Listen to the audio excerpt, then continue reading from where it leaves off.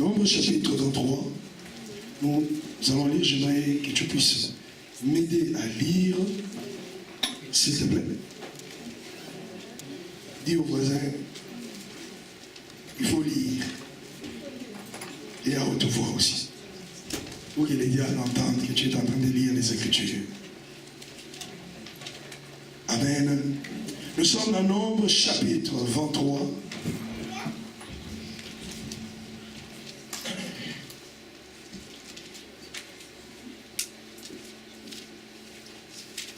Nous y sommes. Si on est dans Nombre, je vous attends, vous dites Amen. Alors nous allons commencer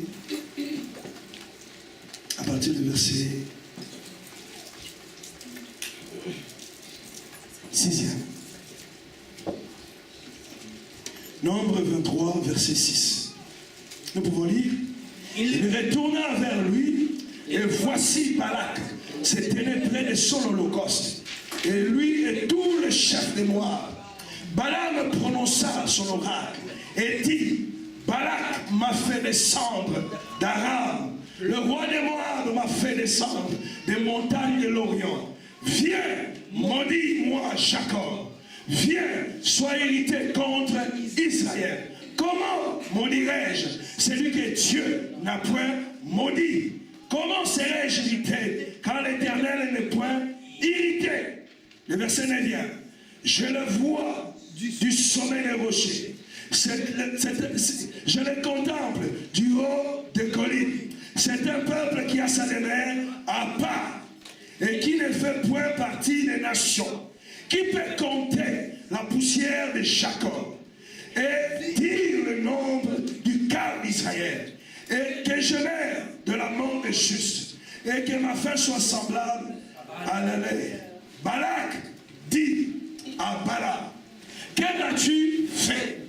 Je t'ai pris pour maudire mon ennemi. Est-ce que nous sommes là?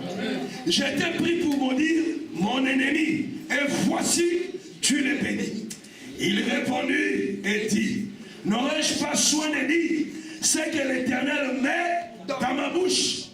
Balak lui dit, viens donc avec moi dans un autre lieu, d'où tu le verras, et tu n'en verras qu'une partie, et tu n'en verras pas la totalité. Et de là, maudis-le-moi. Il le mena au champ de Tophir, sur le sommet de Pisga. Il bâtit cet autel et offrit un taureau et un bélier sur chaque autel.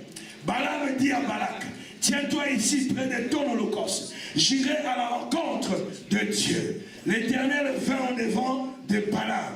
Il mit des paroles dans sa bouche et dit, retourne vers Balak et tu parleras ainsi. Il retourna vers lui et voici Balak se tenait près de son holocauste avec le chef des Moab.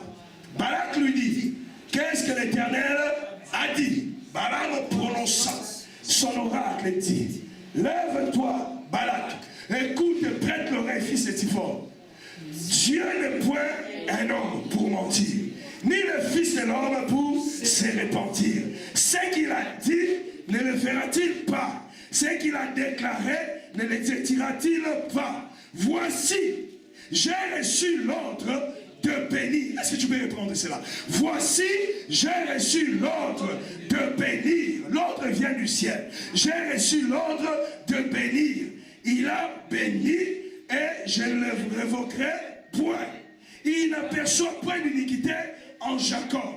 Il ne voit point d'injustice en Israël. L'Éternel, son Dieu, est avec lui. Il est son roi, l'objet de son allégresse.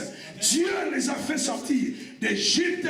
Il est pour eux comme la vigueur du buffle. L'enchantement ne peut rien contre Jacob, ni la divination contre Israël.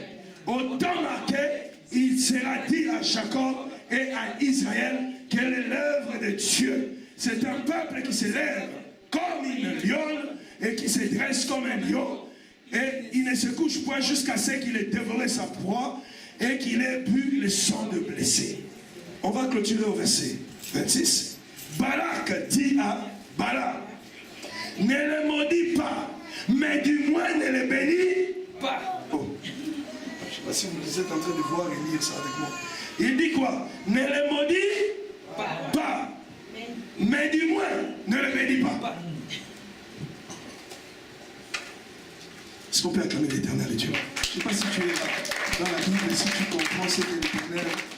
Vous savez, tu as envie de prier Dieu par rapport à sa parole. Il est Seigneur. Il est Seigneur.